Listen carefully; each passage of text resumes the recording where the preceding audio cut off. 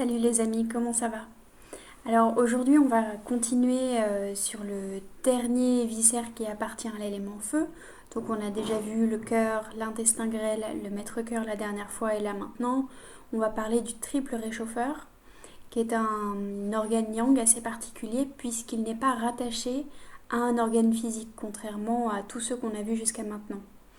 Donc ça constituera le dernier volet des organes et des viscères qu'on a vus depuis le début de l'année. On a parlé voilà, un petit peu de tous ces couples qui influencent la santé et qui s'harmonisent les uns les autres dans leurs fonctions pour venir nous apporter des signes et des symptômes d'équilibre et de déséquilibre, influencer le tempérament, la psyché, les émotions, les fonctions vitales. Et, et voilà, en tout cas, j'ai été très heureuse de faire cette aventure avec vous. Et on la continuera. Je vais continuer de faire des petites vidéos pour parler de thématiques spécifiques. Si vous avez envie, n'hésitez pas à me communiquer des thématiques que vous aimeriez aborder. Donc voilà, c'était la petite parenthèse de début de vidéo. À propos du triple réchauffeur, donc comme je l'ai dit, c'est pas un organe qui est rattaché à, euh, à un organe physique qu'on connaît dans la médecine occidentale. On lui donne une localisation énergétique entre les reins, mais sinon il est rattaché à aucun tissu physique, sinon à un ensemble de fonctions qui viennent réguler au premier plan le métabolisme des liquides, depuis le renouvellement jusqu'à l'élimination des déchets, et qui intervient aussi de manière très importante dans le métabolisme global, notamment celui de l'activité digestive, et qui va nécessiter qu'on introduise la notion propre à l'énergétique chinoise qui est celle des trois foyers. Voilà, donc ce cours va nous permettre de parler du triple réchauffeur, de ses fonctions et de sa symptomatologie, de métabolisme des liquides vu par la médecine chinoise, parce qu'il est quand même un petit peu différent de celui qu'on connaît en médecine occidentale. Et on va parler de ces trois foyers, qu'est-ce que c'est, à quoi ça sert, quelles informations on peut tirer de cet abord-là de la santé et de la physiologie des organes. Voilà, bonne vidéo. Ce qu'on peut dire pour introduire le triple réchauffeur, c'est donc qu'il est associé à l'élément feu. Il va être chargé bien sûr de protéger contre la chaleur, mais pas seulement, puisqu'on lui trouve surtout un rôle de thermorégulation et de résistance aux pressions.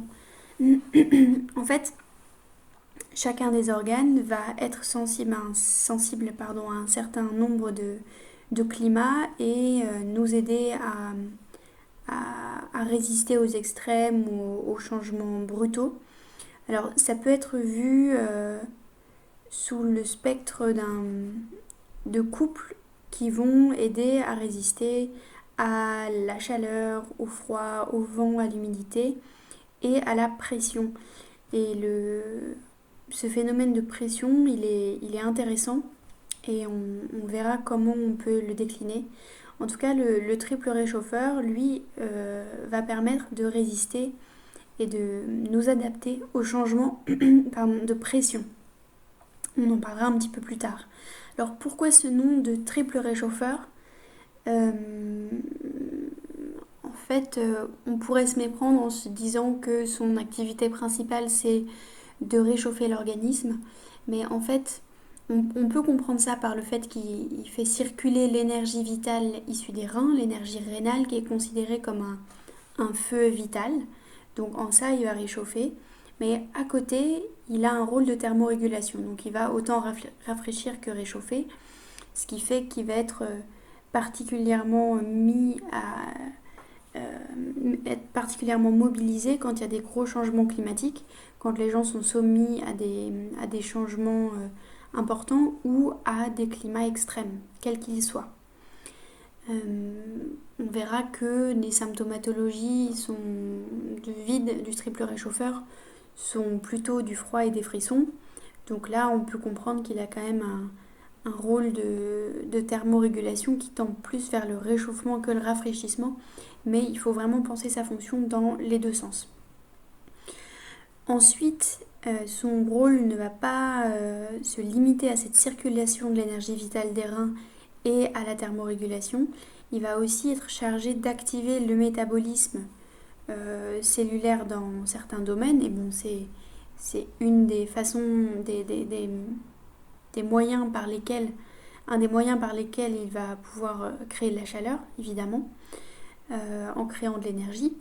Mais il va aussi être chargé de faire circuler les liquides. Donc si on devait dresser un tableau rapide du triple réchauffeur, on pourrait dire qu'il est chargé d'activer le métabolisme cellulaire dans certaines situations, et en particulier au moment de la digestion, qui va faire circuler l'énergie vitale qu'il récupère dans les reins, et qu'il est chargé d'une bonne circulation et une bonne utilisation des liquides dans toutes les parties du corps. Et c'est là qu'on va venir parler des 3 foyers, qu'on décrira plus tard. Son horaire, donc, c'est de 21h à 23h. Et je le vois comme un horaire privilégié pour commencer à préparer l'épuration du foie. Puisque la circulation des liquides est nécessaire à une bonne dépuration des toxines, alors c'est compréhensible qu'il arrive juste avant la vésicule biliaire et le foie qui, eux, pendant le début de la nuit, jouent ce rôle prédominant qui expliquera pourquoi les atteintes inflammatoires, les inflammations chroniques quelles qu'elles soient, entraînent des symptomatologies du foie et des insomnies en début de nuit. Donc voilà, petite parenthèse sur vraiment cette continuité qui est très très intéressante. Et donc le triple réchauffeur fait suite au maître-cœur qui lui est entre 19h et 21h, que je vois plutôt comme un moment où a priori on commence à atterrir de sa journée et à faire décompter toutes les émotions qu'on a pu vivre. Et là on retrouve le rôle du maître-cœur. Comme si voilà, le fait de faire le clair dans sa journée permettait ensuite à l'organisme de prendre le relais physiquement par un nettoyage cellulaire. Ensuite, voilà, on va préciser un petit peu ces fonctions du triple réchauffeur. Donc là, je vous ai mis un petit schéma récapitulatif qui vous montre la circulation des liquides qu'on va décrire. C'est un métabolisme, un fonctionnement un petit peu différent de celui qu'on connaît en médecine occidentale, qui est plutôt isolé par des fonctions qu'on retrouve au niveau des reins et de l'arbre urinaire. Ensuite, cette notion de 3 foyers qui sont en fait les 3 parties du corps dans lesquelles vont pouvoir circuler les liquides avec des fonctions différentes et qui vont rassembler des ensembles d'organes qui participent à une fonction donnée en ce qui concerne notamment les liquides. Ensuite, cette notion d'équilibre des pressions. Alors, pareil, on va décrire tout ça, mais la pression, en premier lieu, on peut parler de la pression qui vient de l'extérieur, donc la pression concrète, physique, atmosphérique, mais aussi les pressions qui viennent de l'extérieur en termes de pression professionnelle, de pression relationnelle, tout ce qu'on peut décrire, tout ce à quoi on peut penser sous ce terme de pression. Et après, et ça va intéresser les ostéopathes, on va pouvoir parler des pressions internes. On voit que toutes les fonctions du corps sont régies par des lois quasiment systématiques de changement de pression et de distribution des pressions dans le corps. Que ce soit des pressions en quantité de molécules ou de gaz, comme par exemple on peut trouver dans le passage du gaz au niveau pulmonaire vers le sang et du sang vers les poumons au moment de l'hématose, que ce soit des pressions moléculaires qui font se déplacer des molécules de part et d'autre des vaisseaux sanguins pour se distribuer dans les tissus, que ce soit des différences de pression qui permettent l'expansion et la rétraction de la cage thoracique et des poumons. Tout est en permanence régulé avec des lois de pression très précises. Et d'ailleurs, on voit que dès qu'il y a une dérégulation, ça peut entraîner des pathologies graves. On voit des conséquences directe de l'hypertension ou de l'hypotension artérielle ou de l'hypertension intracrânienne, de l'hypertension dans le liquide céphalorachidien. D'un excès de pression abdominale qui va entraîner des ptoses des viscères, voire des prolapsus. Voilà, on peut continuer comme ça longtemps. Des pressions abdominales qui empêchent le retour veineux, des différences de pression entre artères rénales et le filtre glomérulaire et le néphron qui est de l'autre côté pour permettre la bonne filtration du plasma sanguin. Voilà, c'est passionnant de voir à quel point les pressions sont présentes dans l'organisme et à quel point c'est vraiment primordial de considérer cette part de la balance comme un des éléments vitaux principaux des organismes vivants. Après, on le voit aussi dans la fonction des fascias, où on comprend qu'ils sont soumis à des micro-changements de pression liés à la conformation des molécules d'eau à l'intérieur des tissus interstitiels. Et c'est ces changements de pression qui vont venir influencer la résilience des tissus et les mouvements des fascias, les micro-mouvements des fascias.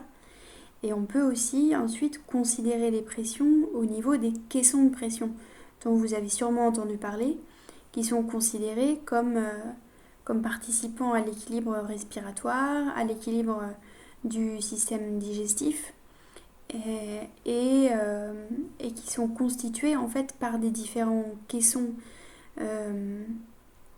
composés de différents caissons possédant des niveaux de pression différents et régulés par la présence de diaphragmes. Donc le diaphragme le plus haut va être la tente du cervelet, ensuite on aura l'orifice supérieur du thorax avec le dôme pleural, puis le muscle diaphragme et enfin le plancher pelvien et le périnée. Donc ces caissons de pression-là, ils vont être régulés par des tas de mécanismes anatomo-physiologiques qu'on connaît en ostéopathie et régulés en médecine chinoise en partie par le triple réchauffeur grâce à sa bonne distribution des liquides et sa bonne mobilisation de l'énergie vitale pour permettre une continuité du métabolisme. Ensuite, le triple réchauffeur va avoir un rôle d'adaptation à l'environnement.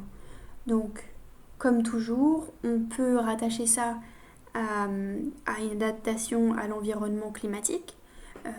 Voilà, un gros froid, une grosse chaleur, un changement de pression atmosphérique. Le triple réchauffeur va encourager le corps à changer ses mécanismes, à changer son métabolisme pour permettre la continuité de l'homéostasie. Et on voit aussi une capacité d'adaptation à l'environnement humain. Donc à s'adapter aux pressions, à ne pas péter les plombs dès qu'il y a une contrariété, une pression, un stress, à pouvoir s'adapter au stress en règle générale.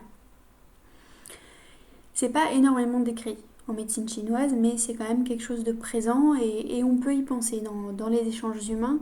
Disons que le maître-cœur, je le vois comme un élément chargé de nous permettre une relation saine avec nos émotions et donc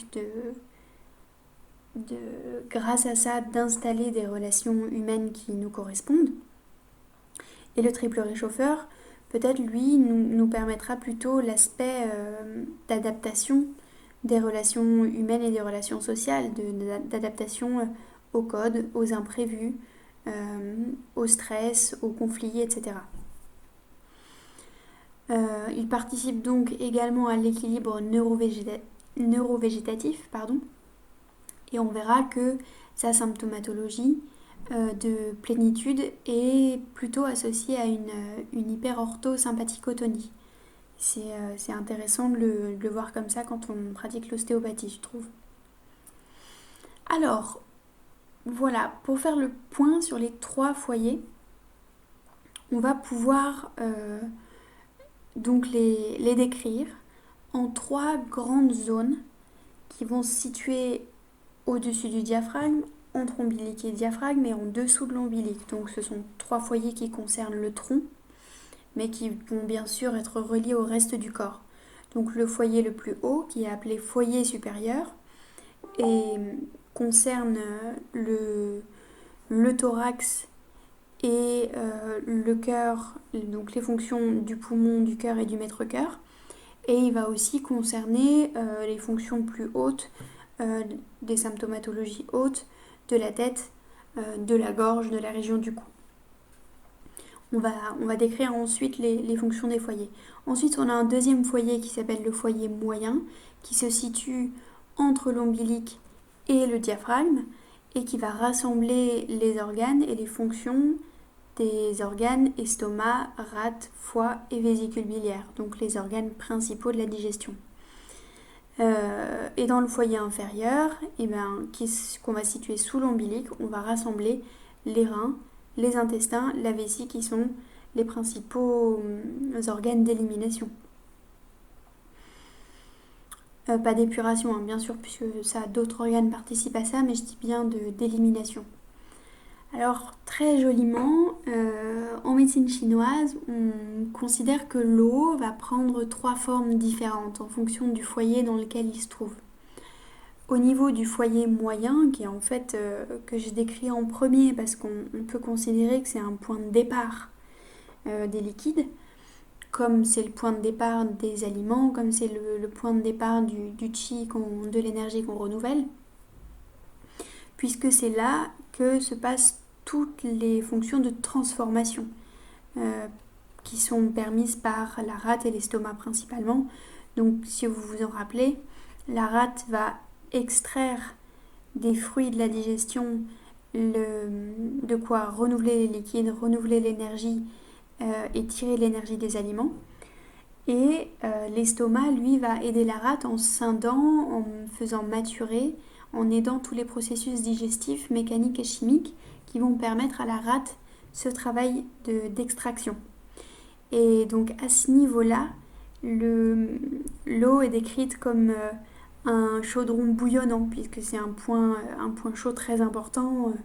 Forcément, c'est pour ça qu'on essaie de limiter les aliments froids et crus, hein, c'est parce que ça demande au corps de produire encore plus de chaleur.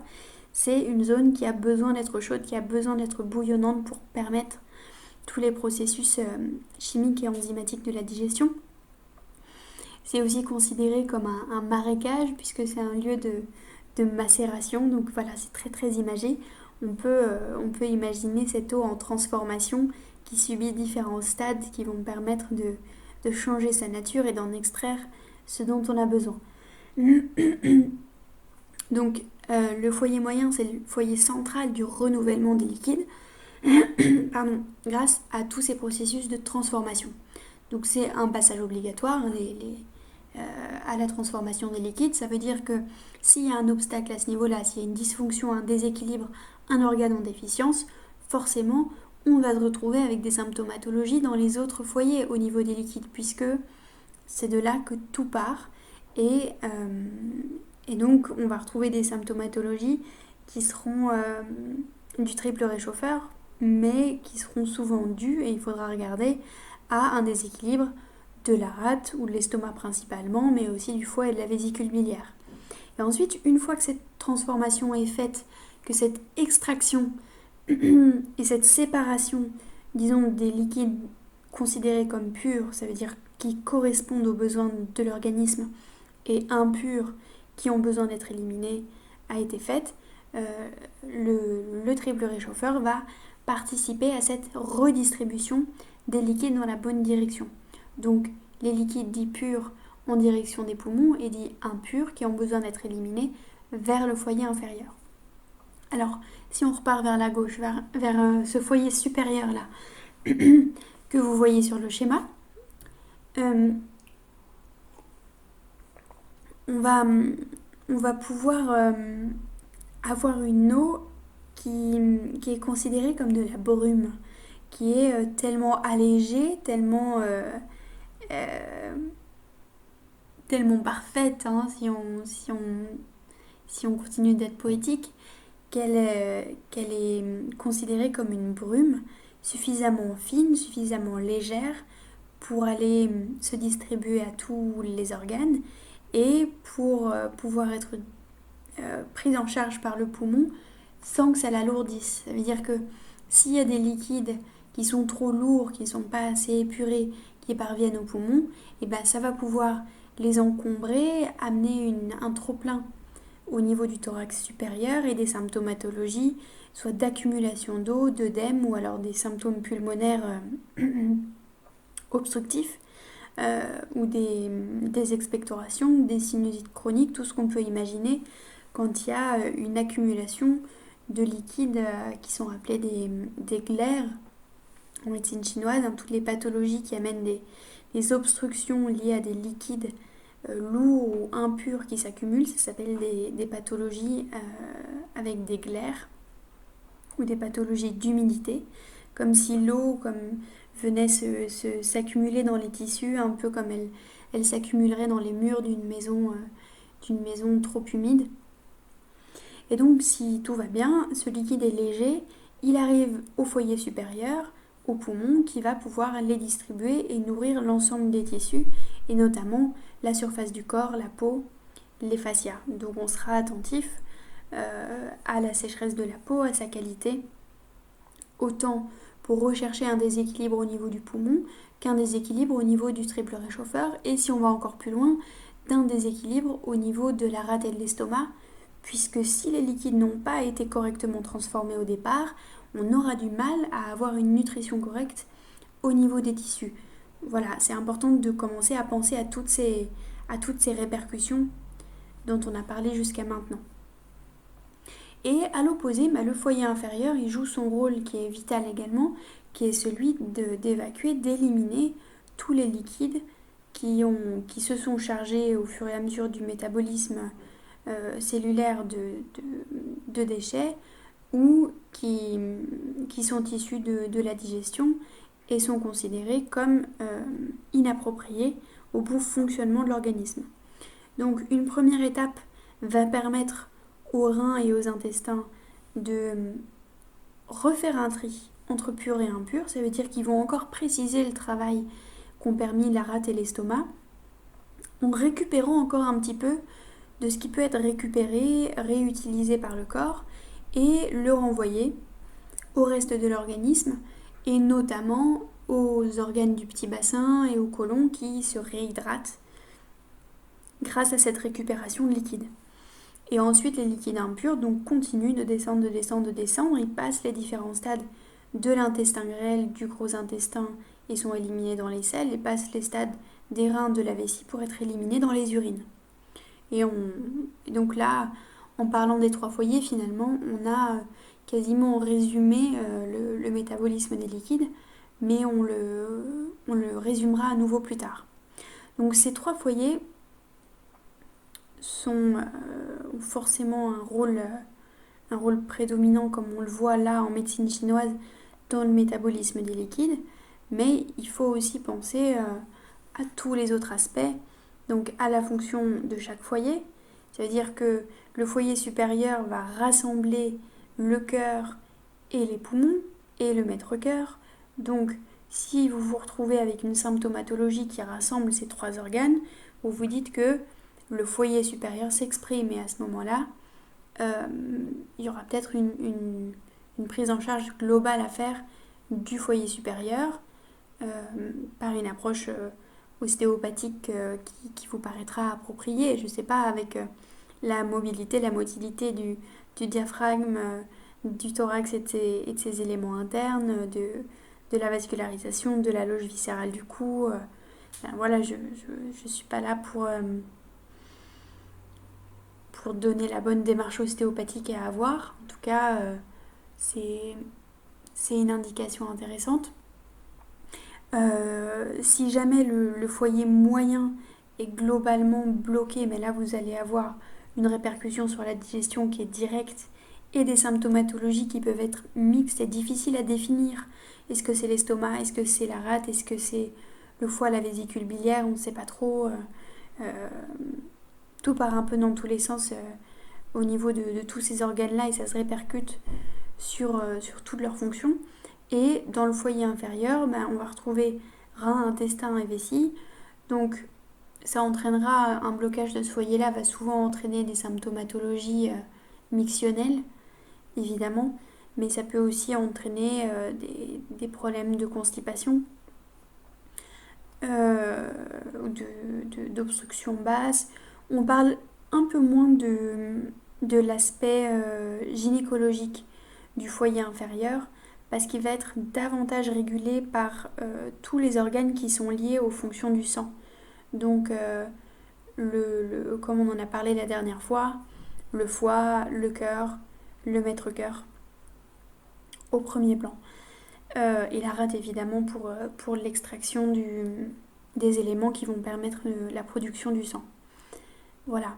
Alors, quand la circulation des liquides est atteinte rapidement, comment est-ce que ça va pouvoir se manifester? Eh bien, sur tout, sur tous les tissus finalement, puisqu'on est fait en grande partie d'eau.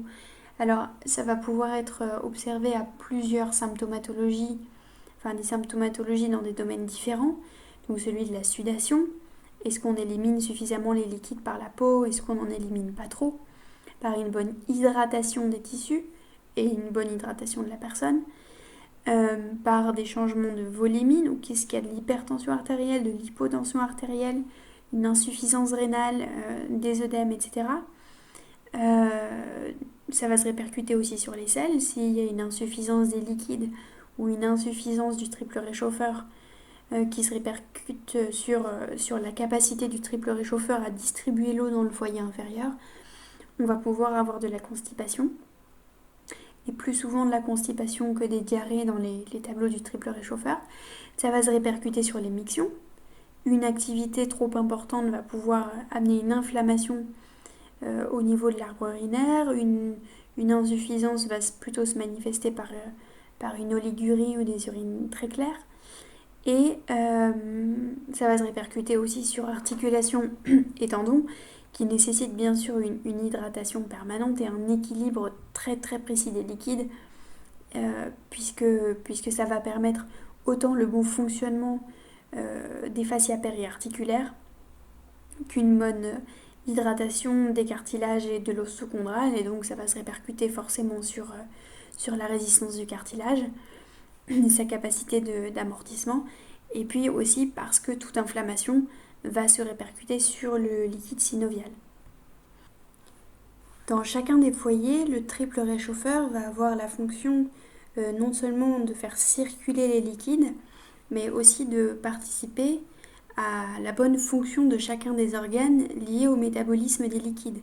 Donc, d'une certaine façon, sa bonne fonction va participer à garantir la formation de nouveaux liquides, la circulation et la distribution de ces liquides légers, purs, appropriés dans tous les tissus, un bon renouvellement des liquides, donc un bon drainage vers les circuits véno-lymphatiques, une bonne évacuation des toxines et une bonne élimination par l'intermédiaire des émonctoires.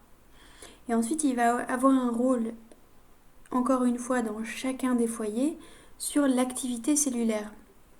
Alors, j'ai essayé de me renseigner en cherchant des corrélations entre les fonctions du triple réchauffeur et les fonctions neurovégétatives, soit parasympathiques, soit orthosympathiques. Et bien sûr, on peut en retrouver, mais même si dans certaines lectures, j'ai pu le voir associé au système parasympathique, étant donné son action sur les liquides et son influence sur la digestion par l'intermédiaire des fonctions de l'estomac, de la rate qu'il soutient, et puis aussi par l'intermédiaire de la bonne hydratation des selles.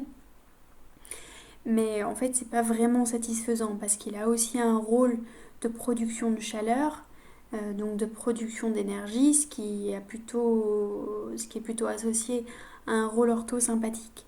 Et quand il a, donc, si on lui décrit deux grandes symptomatologies, dites plutôt de plénitude, où son énergie stagne, et plutôt de vide, où il se retrouve en insuffisance, Euh, on va plutôt trouver dans les symptomatologies de plénitude une orthosympathicotonie et dans les symptomatologies de vide, des symptômes qui peuvent être associés à de la parasympathicotonie, mais en fait pas sur tous les plans.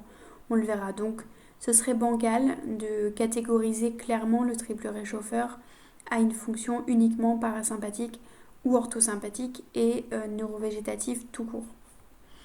C'était une petite parenthèse parce que c'est vrai que c'est intéressant de faire des liens entre les physiologies vues par la médecine chinoise et la médecine occidentale, mais là ce serait vraiment trop raccourci de faire un pont clair et net entre les deux. Et ensuite, donc troisième grande fonction du triple réchauffeur dans chacun des foyers, c'est de veiller à un bon équilibre des pressions. Alors, donc on en a déjà parlé tout à l'heure, je le résume, on retrouve un bon équilibre des foyers les uns par rapport aux autres, et là l'observation va être intéressante pour voir s'il n'y a pas des signes de stagnation de liquide ou d'accumulation ou d'énergie majoritairement situés dans un des trois foyers du corps. Si vous voyez une personne dont toute l'énergie, toute la dynamique semble située au niveau du thorax ou alors plutôt au niveau du petit bassin, ça va être un petit peu particulier. Ou alors une distension abdominale qui va être seulement épigastrique et pas sous-ombilicale.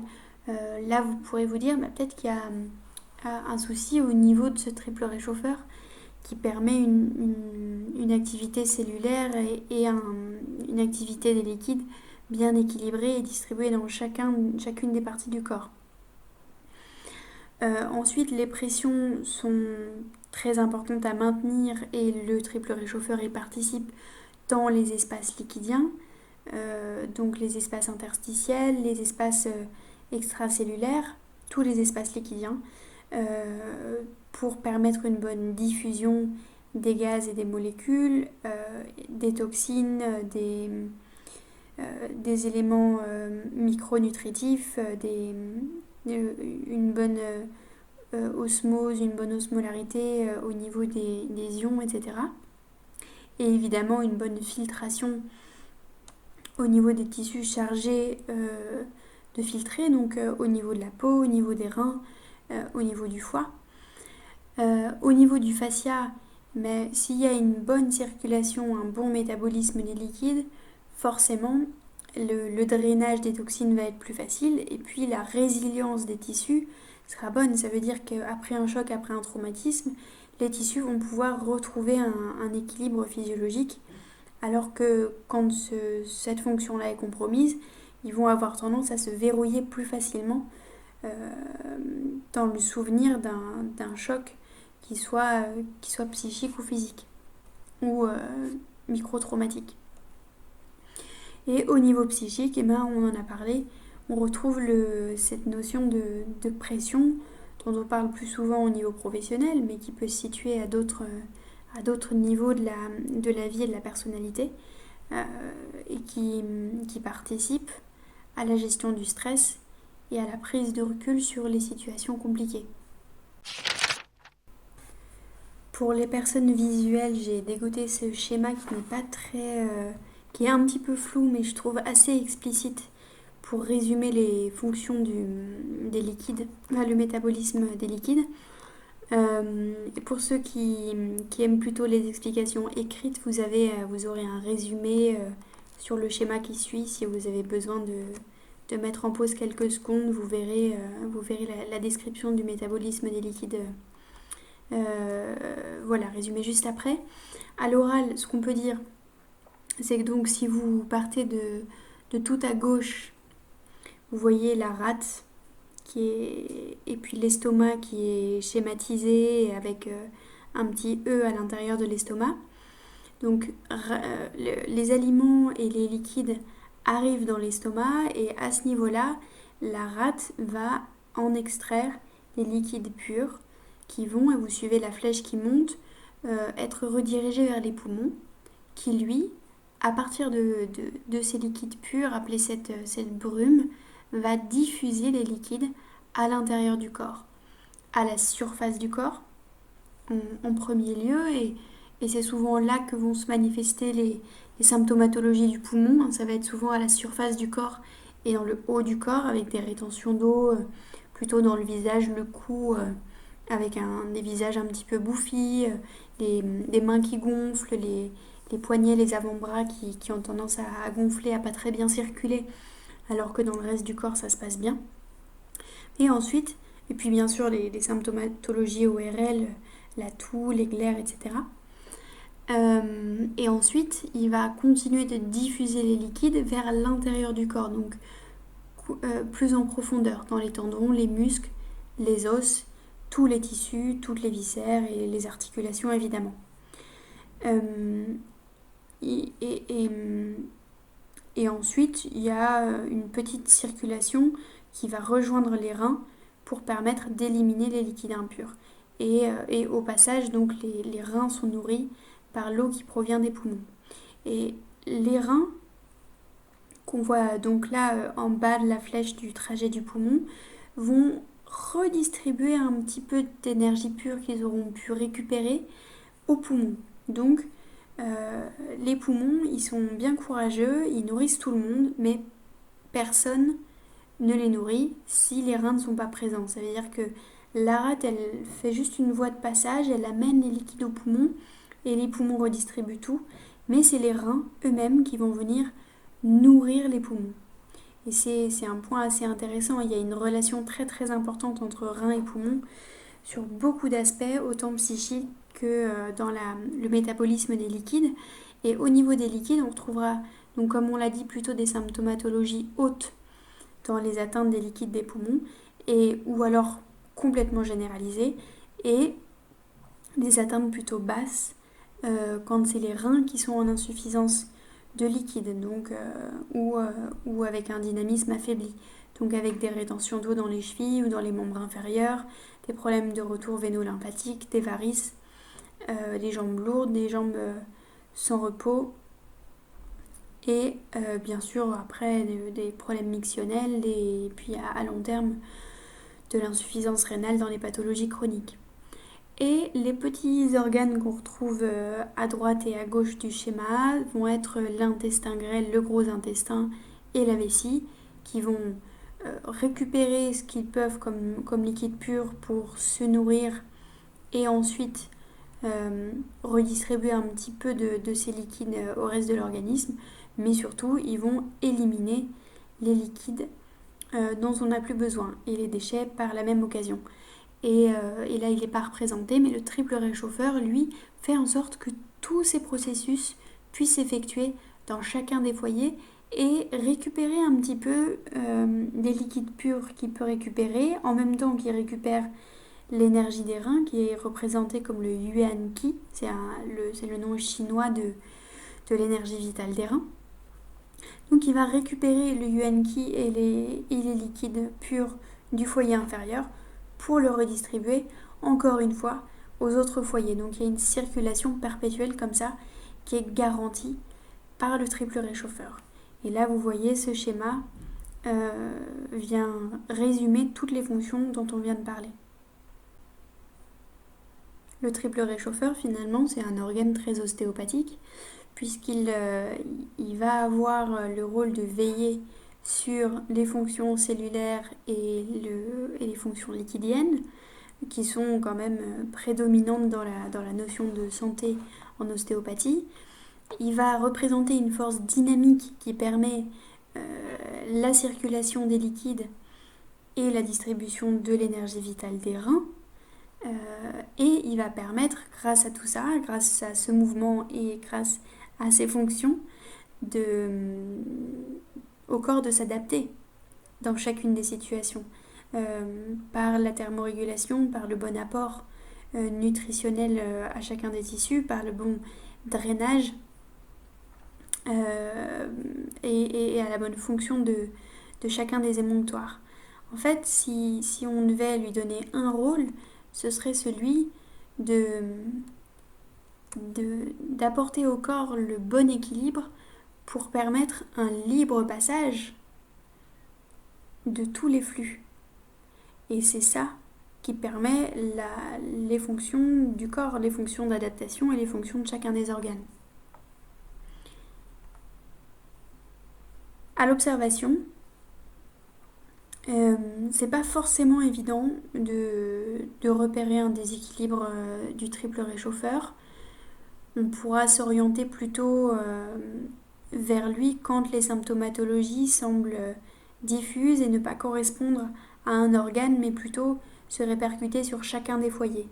Donc avec un petit peu de symptomatologie cardiaque ou pulmonaire, cardiopulmonaire, un petit peu de gêne digestive, mais en même temps ça va, ça vient, et puis une gêne mictionnelle, mais pas de gros antécédents d'atteinte pathologique, fait quelque chose d'un petit peu... on voit que les liquides ne fonctionnent pas, ne circulent pas particulièrement bien, et on n'arrive pas à associer ça soit à la rate, soit au poumon, soit au rein. Il y a quelque chose de diffus et de global.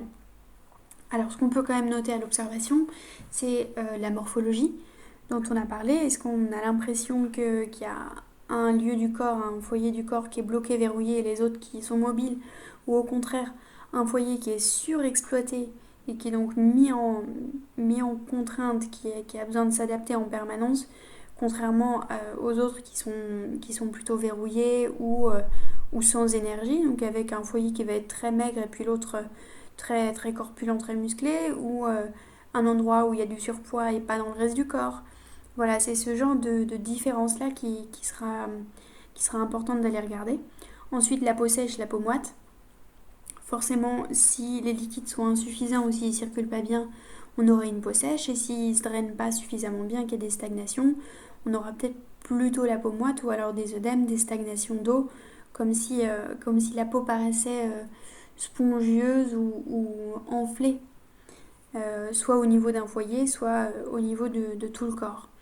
Il y aura des signes de rétention, donc soit une facilité à la prise de poids, soit des œdèmes récurrents, de visage gonflé, les chevilles, les poignets, les mains qui gonflent, les pieds qui gonflent dans les chaussures dès qu'il fait chaud, des difficultés à supporter les changements de climat, ça c'est très important, des symptomatologies qui se déclenchent dès qu'il fait sec, ça ce sera plutôt, ou très chaud, ce sera plutôt un signe soit que le triple réchauffeur fonctionne mal, soit qu'on a une insuffisance de liquide, donc première cause la déshydratation, mais c'est pas la seule.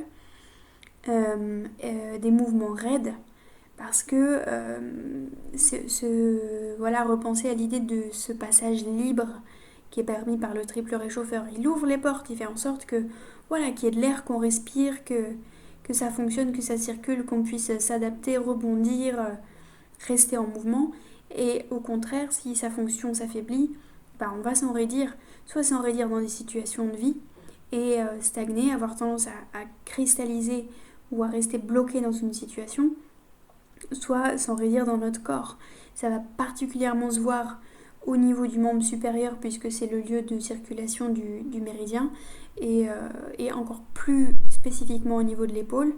Il y a des points du triple réchauffeur qui vont permettre de soulager énormément d'atteintes inflammatoires ou de capsulite rétractile au niveau de l'épaule.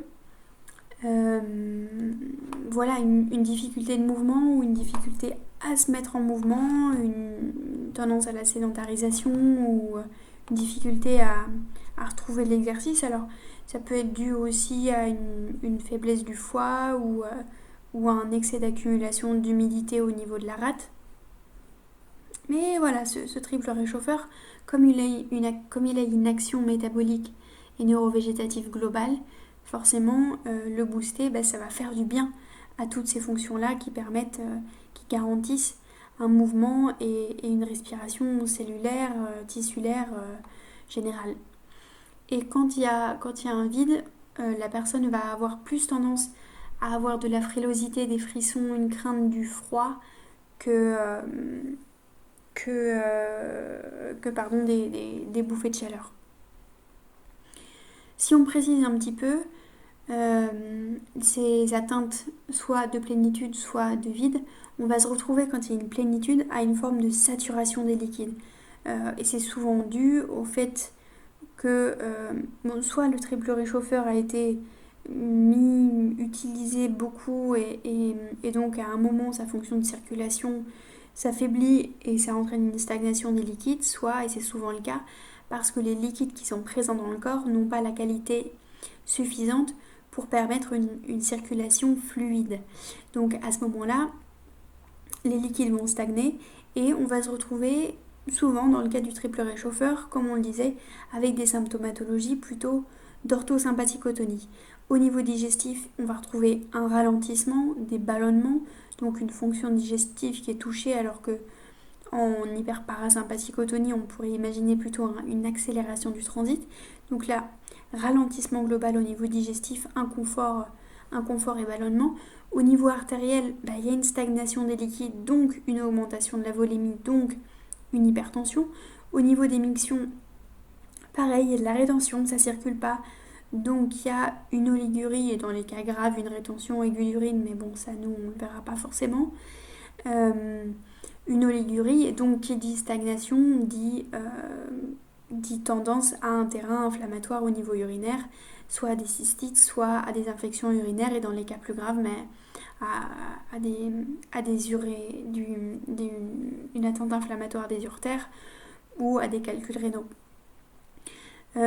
Et au niveau ORL, donc le méridien, on le verra, circule autour de l'oreille, donc il va souvent se manifester au niveau de l'oreille par des bourdonnements ou par des infections à répétition. Alors les infections à répétition, on peut se dire que c'est dû à cette stagnation de liquide et puis à cette mauvaise qualité qui fait que le drainage ne se fait pas.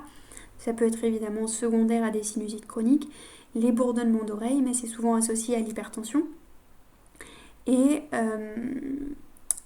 peut-être un mauvais équilibre liquidien, soit au niveau cérébral, céphalorachidien, soit qui amène une hyperpression, je ne sais pas, qui pourrait peut-être se répercuter indirectement sur les membranes de tension réciproque, la faute du cervelet et donc les fonctions de l'oreille. Soit un mauvais équilibre liquidien interne à l'oreille qui entraînera du coup des bourdonnements. Et au niveau parasympathique, il y a quand même quelque chose qui se manifeste dans la saturation des liquides, mais c'est qu'il y a là aussi une surcharge qui va se répercuter au niveau lymphatique et donc sur des œdèmes de la rétention. Et j'ai envie de dire que ça va aussi se répercuter sur l'immunité.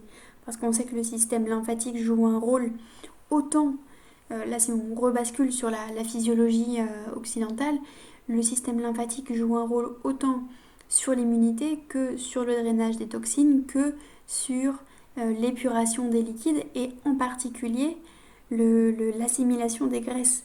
Donc quand il y a une surcharge, une sursaturation des vaisseaux lymphatiques et souvent associée à une saturation des lymphatiques au niveau de la muqueuse digestive, et ça va se répercuter sur toute la capacité du corps à avoir une bonne immunité, évidemment.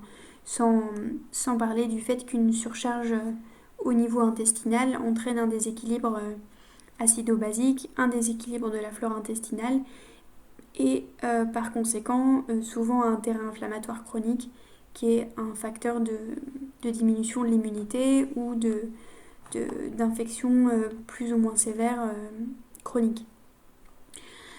Quand il y a un manque, une faiblesse au niveau du triple réchauffeur, bon là attention parce que ça peut être secondaire à cette saturation des liquides qui vient l'épuiser, donc on aura très souvent des tableaux doubles, mais ça peut être aussi secondaire à une carence en liquide, donc un assèchement des liquides. Donc attention, après des efforts prolongés, après une canicule, après une déshydratation, après une fièvre, à cette redynamisation du triple réchauffeur et au fait de venir nourrir les liquides à nouveau. Donc cette symptomatologie-là qu'on voit dans le manque de dynamisme, ce vide du triple réchauffeur, il sera bien souvent associé à des tableaux, soit de saturation des liquides, soit de suite d'infection d'état fébrile, soit d'assèchement des liquides, donc de sécheresse globale des liquides, ce qui va associer des tableaux de sécheresse buccale, cutanée, de constipation, d'oligurie, de sécheresse au niveau des muqueuses parfois génitales. Voilà ce qu'on peut imaginer quand les liquides s'affaiblissent. Et évidemment des douleurs tendineuses, voire des ruptures tendineuses, ou alors des douleurs articulaires. Si jamais on isolait un tableau de vide du triple réchauffeur, on pourrait parler de gouttes et d'otalgie parce que la circulation ne peut pas se faire et toute stagnation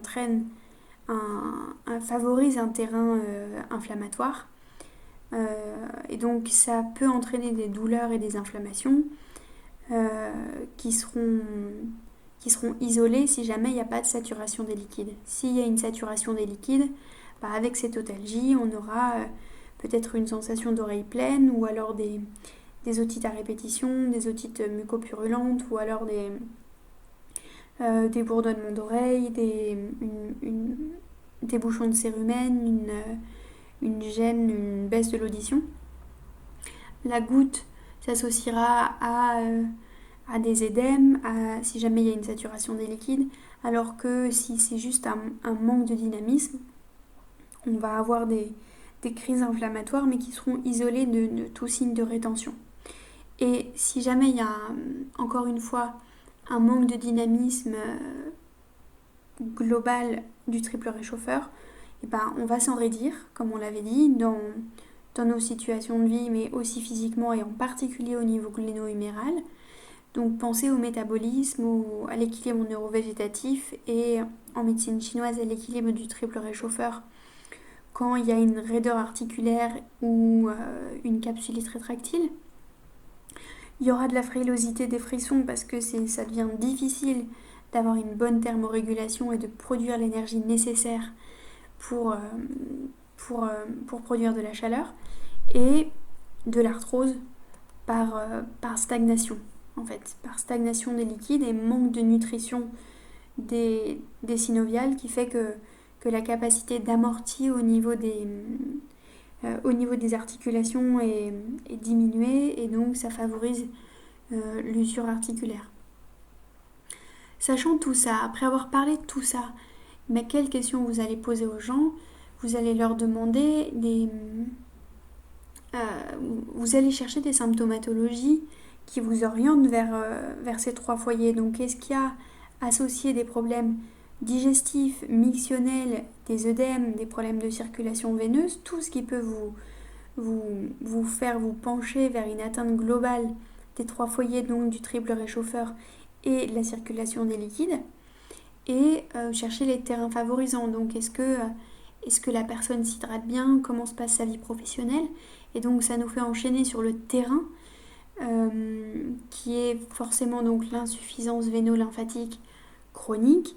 La grossesse peut être aussi une cause d'insuffisance véno-lymphatique temporaire, donc pensez-y, pensez au dynamisme de ce triple réchauffeur et au bon équilibre des 3 foyers qui forcément est bouleversé pendant une grossesse. Toujours à rééquilibrer le système neurovégétatif, même si forcément il y a plein de choses auxquelles il faudra faire attention en cas de grossesse et donc des techniques qu'on ne pourra pas faire. Est-ce qu'il y a un contexte professionnel ou autre incluant des pressions, une sensation de stagnation de vie, de stagnation dans le développement personnel, de stagnation dans la vie professionnelle, dans les relations? Est-ce que la personne subit des discriminations qui la soumettent à un stress chronique et énergivore? Est-ce que la personne a pu être soumise à des climats extrêmes ou à des changements rapides de climat? Ou est-ce qu'elle subit des climats difficiles au jour le jour? Donc pensez au-delà du climat, aux conditions de travail, aux conditions de vie. Si jamais la personne vit dans un lieu où il n'y a pas de chauffage ou alors il n'y a pas de bonne aération ou alors où il fait très chaud en été, où c'est pas bien ventilé, il n'y a pas de moyen de se rafraîchir, ou alors des maisons très froides, très humides, des gens qui sont tout le temps dans le froid ou tout le temps dans le chaud, dans leur situation de travail ou qui font des changements chaud-froid. Je pense aux gens qui travaillent dans les magasins de surgelés. Ça, j'y pense parce que j'avais rencontré quelqu'un comme ça qui avait des souffrances liées au triple réchauffeur et qui en fait passait tout le temps du chaud au froid parce qu'elle travaillait chez Picard, elle allait dans les chambres froides, puis elle remplissait les bacs froids, ensuite elle allait à la caisse où il faisait chaud et elle faisait tout le temps comme ça des chauds froids. Donc ce qui entraînait un certain nombre de symptomatologies de stagnation des liquides. Et est-ce que la personne prend dans son alimentation des aliments qui vont favoriser soit la production de liquides trop chargés, dits impurs, donc des liquides qui sont trop lourds, pas assez légers, des produits laitiers, des produits gras, ou est-ce qu'elle est dans les extrêmes, comme on en a parlé au niveau climatique, mais on peut l'évaluer aussi au niveau de l'alimentation. Est-ce qu'il y a des aliments trop chauds, trop froids, trop de variations? Est-ce qu'elle va manger quelque chose de glacé, je sais pas, une glace, et puis dans la foulée du thé brûlant? Ça va avoir des répercussions. Peut-être pas si on le fait qu'une fois, quoique ça dépend des terrains, mais ça peut avoir des répercussions quand c'est chronique, et ça peut avoir des répercussions très rapides sur la santé si les gens ont déjà un terrain, par exemple, d'insuffisance véno-lymphatique. Le trajet du triple réchauffeur, donc il va partir du quatrième doigt de l'annulaire de la main, il va circuler ensuite donc le long à la face dorsale de l'annulaire, puis de la main, et ensuite circuler de manière médiane, donc en miroir du mètre-cœur, à la face postérieure de l'avant-bras, puis du bras, retrouver l'épaule au niveau sous-acromial. Il y a un point assez intéressant qui est vraiment sous le toit de l'acromion, au niveau, à la limite entre face postérieure et face antérieure de l'acromion, donc vraiment latéralement. Et ensuite, il va remonter le long du trapèze et rejoindre le visage en passant en arrière de l'oreille. Il fait le tour de l'oreille et il va se terminer, après avoir fait le tour de l'oreille et avoir atteint le tragus, il va se terminer à l'angle du sourcil, homolatéral. Et donc, il va avoir son trajet, les points de son trajet vont bien sûr servir à dynamiser sa fonction, mais également, ça ce sera beaucoup au niveau de la main et de l'avant-bras, mais au niveau de la face, on va beaucoup l'utiliser pour des symptomatologies plus globales, des symptomatologies plus locales, donc plutôt au niveau de l'oreille, les otalgies dont on a parlé, les problèmes d'oreilles bouchées, d'otite chronique, hors phase infectieuse évidemment, des problèmes de migraine ou de névralgie de Arnold, même si ça ce sera plus souvent fréquent dans les problèmes de méridien de la vésicule biliaire, et parfois aussi les problèmes oculaires, en particulier l'œil rouge. Voilà. J'utilise assez souvent le cinquième point du triple réchauffeur qui est situé à 4 travers de doigts au-dessus du pli du poignet, donc à la face postérieure de l'avant-bras, sur la ligne médiane, pour relâcher les pressions, aider à l'endormissement, réguler toutes ces fonctions pour équilibrer le système neurovégétatif, en particulier après des situations de pression intense ou des chocs émotionnels. Je trouve ça très très intéressant. Et si vous voulez insister sur un foyer ou sur un autre, ou venir faire une équilibration globale des 3 foyers quand vous aurez, pour compléter votre travail ostéopathique, et ben vous pourrez aller voir les 3 points clés de chacun des foyers, qui sont pour le foyer supérieur le 17e point du méridien conception dont j'essaierai de vous parler dans une vidéo ultérieure. C'est vraiment un thème qui va être intéressant d'aborder. Donc il est situé sur la ligne médiane, globalement entre 4e et 5e côte, plutôt plutôt quatrième espace intercostal. Et donc ça se situe au niveau de enfin, un peu plus bas que l'angle de Louis et dans une forme de petite dépression. J'essaierai de joindre une photo au diapo. Ensuite, pour le foyer moyen, on retrouve encore sur la ligne médiane le 12e point du méridien Conception, donc qui va se situer à mi-chemin entre l'ombilic et l'angle sous-costal.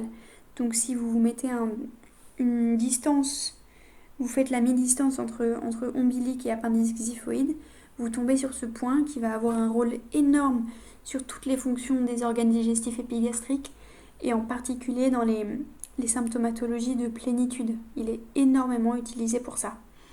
Et ensuite, au niveau du foyer inférieur, eh ben, vous allez pouvoir aller voir des points du rein ou des points encore du méridien Conception. Je vous joindrai des photos. Voilà pour le triple réchauffeur. J'espère que cette vidéo aura été claire. Merci pour votre attention. N'hésitez pas à poser des questions et je vous dis à très bientôt.